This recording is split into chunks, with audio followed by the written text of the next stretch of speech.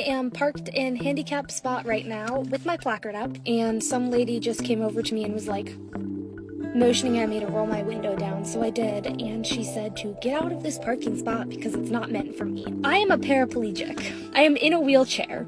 This parking spot is very much meant for me. I need this spot. And I explained that to her. I pointed to my wheelchair and she was like, oh, my bad. And I was like, yeah, you're bad. I'm paralyzed from the belly button down. I was diagnosed with a complete spinal cord injury in November of 2021.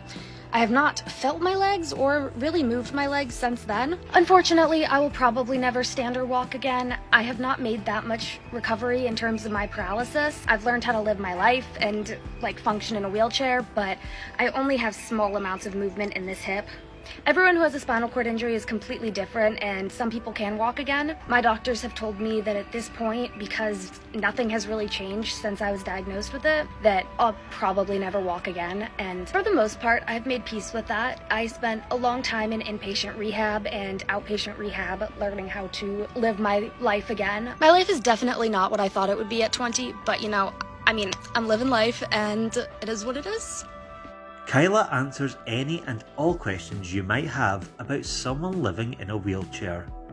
On a recent video, I got a lot of questions asking if I still get my period or if I can have children, so I'll explain. Like most women with spinal cord injuries, I still get my period. Unless you had an accident or something that hurt your reproductive organs, they typically still work even after a spinal cord injury. My first period after being fully paralyzed, I was really hopeful that my cramps wouldn't hurt because I can't feel a lot of my lower body, but I was sorely incorrect. I can still feel my cramps in my abdomen and my back and side. It's just more faint when it's lower down, but I can feel it just as strongly if it's higher up. A lot of people were also curious about my birthing abilities, and I thought that went with this question. So I can theoretically still have kids. I haven't really asked the question or talked to my doctors about it just because I know I'm not biologically having kids ever. I have a genetic disorder that I don't want to risk passing down. That being said though, a lot of women with spinal cord injuries can give birth, and sometimes even naturally out of their vagina, even if it's paralyzed. This looks like a normal door, but is in fact our in-home elevator. You ask how I get one, and my answer is become disabled. Okay, no, actually, they are extremely expensive, and most people do not have access to this technology. I am really lucky to have met a friend whose grandma purchased it for them before they passed, and I now live with them. The elevator has 2 doors, but they only open when they're flush with the floor for safety, obviously. It has automatic lights, so I'm not in the dark or whatever, and I can just kind of push through with my legs in wheelchair, and the doors open really easily. We have a remote on each floor because there are 2 people in wheelchairs living here, so sometimes it ends up on a different floor. Weirdly, you can actually put the elevator down on the bottom floor and then go on top of it, which just feels weird and kind of scary, but even though it's not mine, I still love it.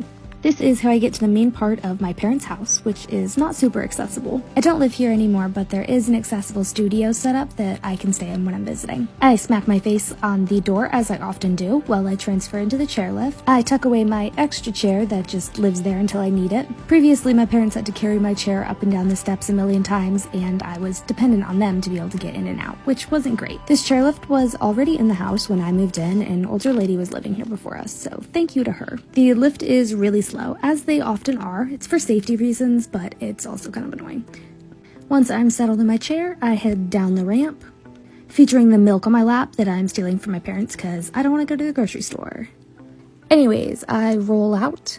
This is the garage door that's really hard to replace, and frogs like to climb under it because it has a massive hole.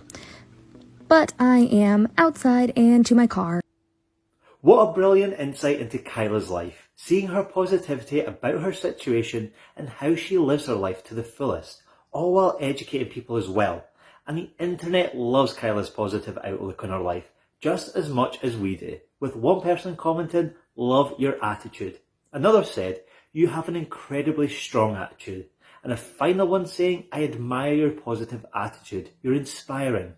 As always, thanks for watching Happiest. If you like Kyla's story and would love to watch more inspiring videos, be sure to follow our page for more.